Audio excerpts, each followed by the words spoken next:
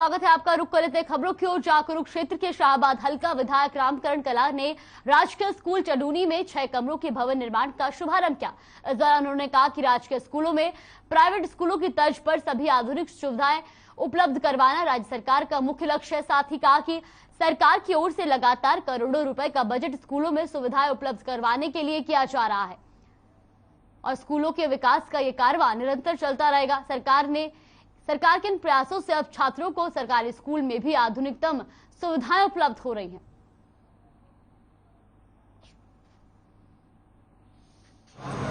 हमारा चुरू निगम अपना गाँव मेरा हमारे को ये तो रिलेशन अपने तो बहुत एक यहाँ पानी की बड़ी समस्या थी, तो बहुत उनसे कर ट्यूब लगा ये तो सिर्फ मेरे पास आए 1 महीने का अंदर मंजूर कराया, 1 महीने का अंदर ट्यूब चलता करवाया और भी पाने गाँव में बैठ गया तो 15 दिन बाद ट्यूब वहाँ के लिए बड़ी चलता करवाया।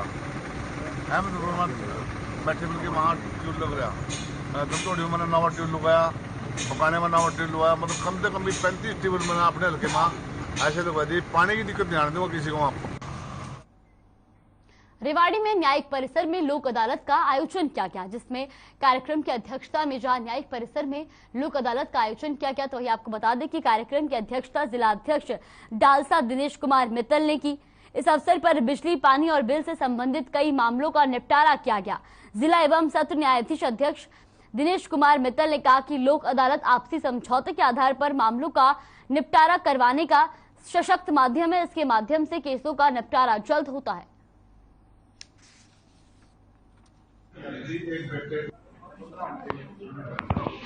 सारे देश में नेशनल लोक अदालत का गठन किया गया है। पूरे देश में सुप्रीम कोर्ट नेशनल लोक अदालत का गठन किया गया है। इसमें हर जिले में, हर तहसील में, सब जगह नेशनल लोक अदालत लगाई गई है। हमारे रेवाड़ी में भी सारे जजेज जो है बैठे हुए हैं और नेशनल लोक अदालत लग रहे हैं।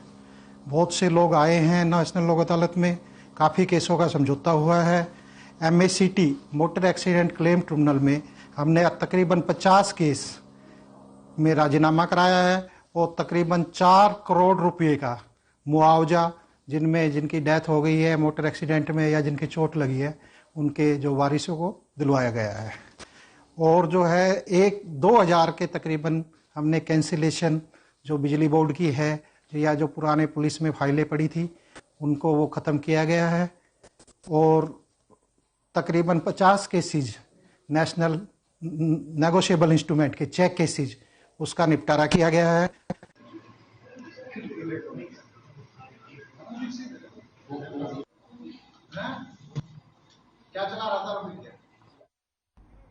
बांग्लादेश के उच्चायुक्त का एक प्रतिनिधिमंडल सोनीपत पहुंचा, जहां सोनीपत में ऐतिहासिक स्थानों का प्रतिनिधिमंडल ने भ्रमण किया। तो वह इस मौके पर SDM शशि वसुंधरा और सोसाइटी के सदस्य सचिव राजेश खत्री ने प्रतिनिधिमंडल को ऐतिहासिक स्थानों का भ्रमण कराया और दरगाह शरीफ मामा भांजा पर श्रद्धापूर्वक चद्दर चढ़ाई, जिसके बाद उन्होंने ख्वाजा खिज्र मकबरा के प्राचीन इतिहास को जाना और फिर स्वर्ण प्रस्थ संग्रहालय भी विजिट किया। इस दौरान प्रतिनिधिमंडल में शामिल महिलाएं काफी खुश नजर आई और उन्होंने कहा कि ये संग्रहालय वास्तव में ही काफी प्रभावशाली है और वह अपने देश जाकर वह इस ऐतिहासिक नगर और संग्रहालय से संबंधित जानकारी लोगों से साझा करेंगे। तो इस मौके पर SDM शशि वसुंधरा ने बताया कि संग्रहालय में खास तरह से 13 गैलरी मौजूद है, जिसमें से अब तक 6 गैलरी का कार्य पूर्ण हो चुका है और 7 अन्य गैलरियों का कार्य प्रगति पर है।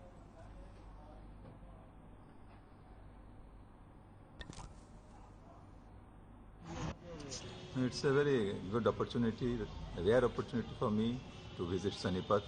It's a very historical place and it's very close to Delhi, but we could not come earlier. But finally I could come here and see all the important historical things, especially this museum. It is amazing.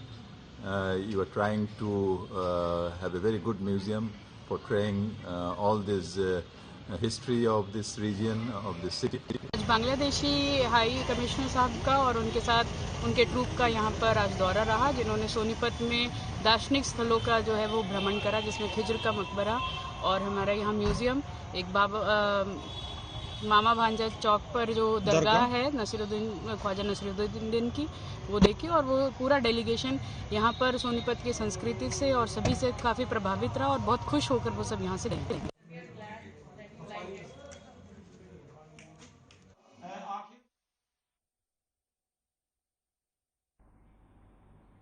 अगली खबर लोहारू से है, जहां लोहारू में 14 से 16 मार्च तक Akhil Bharatiya free style महिला कुश्ती कार्यक्रम का आयोजन किया गया। ये आपको बता दें कि ये कार्यक्रम 3 दिन तक चलेगा। इस प्रतियोगिता में देश के कोने कोने से 100 विश्वविद्यालयों से करीब 800 महिला पहलवान अपना दमखम दिखाएंगी। तो इस दौरान खेल निदेशक डॉक्टर सुरेश मलिक ने तैयारियों का जायजा लिया। इस अवसर पर शिक्षण संस्थान निदेशक डॉक्टर SK सिन्हा भी मौजूद रहे।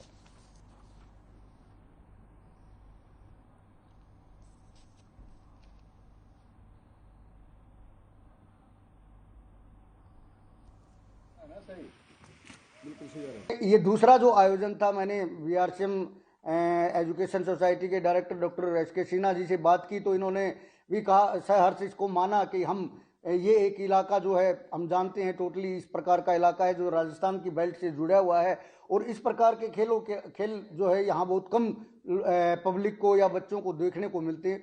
तो इस प्रकार इसलिए ये जो लड़कियों की ऑल इंडिया इंटरयूनिवर्सिटी रेसलिंग चैंपियनशिप है, जैसा कि बताया कि 14 तारीख से 16 तारीख तक इसका आयोजन VRCM शिक्षण संस्थान में यहाँ किया जा रहा है और इनके रहने सहने की व्यवस्था, खाने पीने की व्यवस्था यहाँ कर दी गई है।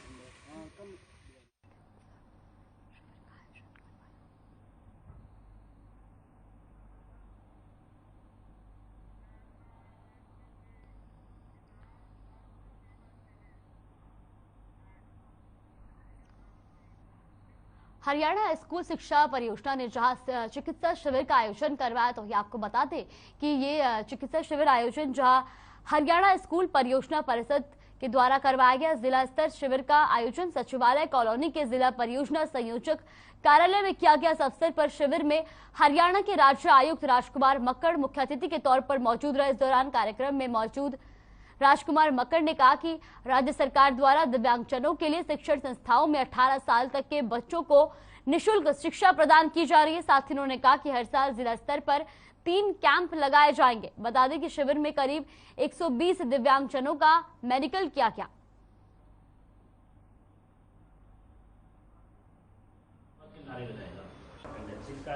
इस प्रवास में जहां हरियाणा सरकार एवं भारत सरकार के द्वारा दिव्यांगजन के हितों में चलाई जा रही विभिन्न योजनाओं के बारे में परिचित कराना है, वहीं पर ही जिले में अभी तक दिव्यांगजन के हित में जो सरकारी योजनाएं चल रही हैं उनकी समीक्षा करने का भी काम इसके साथ साथ होगा। इसके अलावा जो सेरेब्रल पाल्सी पीड़ित दिव्यांगजन हैं उनकी राज्य स्तरीय खेलकूद प्रतियोगिता ग्राम चौधरीवास में आज संपन्न होने जा रही है। वहाँ पर भी उन बालकों का उत्साहवर्धन करने के लिए, खिलाड़ियों का उत्साहवर्धन करने के लिए एक दिव्यांगजन भी एक समाज का सामान्य नागरिक के रूप में अपनी गतिविधियां चला सके, इसके लिए भारत सरकार, हरियाणा सरकार बहुत सारी योजनाएं चला रही है। अगली खबर करनाल से है, जहां करनाल के कुंजपुरा में एक युवक पर चाकू से हमला कर दिया गया। तो ये आपको बता दें कि पूरा मामला करनाल के कुंजपुरा का है, जहां बताया जा रहा है कि 20 साल का घायल युवक मानसिक रूप से कमजोर है और बाइक रिपेयर की दुकान पर काम करता है। तो एक घायल युवक का फिलहाल इलाज चल रहा है। तो एक घायल युवक के परिजनों की माने तो पुलिस मामले में सही से कार्रवाई नहीं कर रही है। उनका कहना है कि उनके बेटे की किसी से कोई दुश्मनी नहीं थी, फिर किसने और क्यों उनके बेटे पर हमला किया। तो ये पूरा मामला करनाल के कुंजपुरा गांव का है, जहां एक युवक पर चाकू से हमला किया गया। तो वही परिजनों का भी मानना है कि पुलिस मामले में सही से कार्रवाई नहीं कर रही है और उनका कहना है कि उनके बेटे की किसी से कोई दुश्मनी नहीं थी, फिर किसने और क्यों उनके बेटे पर हमला किया। कहता है इसकी बहन आई है, अपने भांजों के साथ खेल रहा था। 2-3 बार फोन आया उसके पास, उसने फोन उठाया, इसने समझा रॉन्ग नंबर, तभी मैंने पता नहीं कुछ कहा या ना कि मेरे को नहीं पता। एक बार फिर कहते मम्मी फोन आ रहा, मैं किसका, मेरे को दिखा। फिर मैंने उसी नंबर पे फोन किया, कहते आंटी रॉन्ग नंबर हमने नहीं किया, उसी नंबर पे जोसेफ नंबर से फोन आ रहा था। तो मैंने क्या, कहते आंटी हमने नहीं किया। मैं ये नंबर तुमने फोन किया अभी, तो तुम कैसे कह रहे हो अभी फोन नहीं आया, फोन तुम्हारा ही आया। इतनी देर में उन्होंने कट कर दिया फोन। मैं थोड़ा अंदर तक गई, मेरा बच्चा गेट तक गया, पता नहीं फोन दोबारा आ गया होगा, उन्होंने बुला लिया, पता नहीं कैसे बाइक पे बिठा के ले गए या पैदल खींच के ले गए। उस साइड थोड़ा अंधेरा सा पड़ता है। उन्होंने मेरे बच्चे को चाकू से बाहर चलाया, यहाँ पे पेट में 7-8 बार मारा है। कितने लड़के थे? एक ही है मेरा बच्चा। नहीं, वो कितने लड़के? नहीं पता नहीं। फिलहाल के बुलेटिन में बस इतना ही। बने रहिए हमारे साथ। नमस्कार।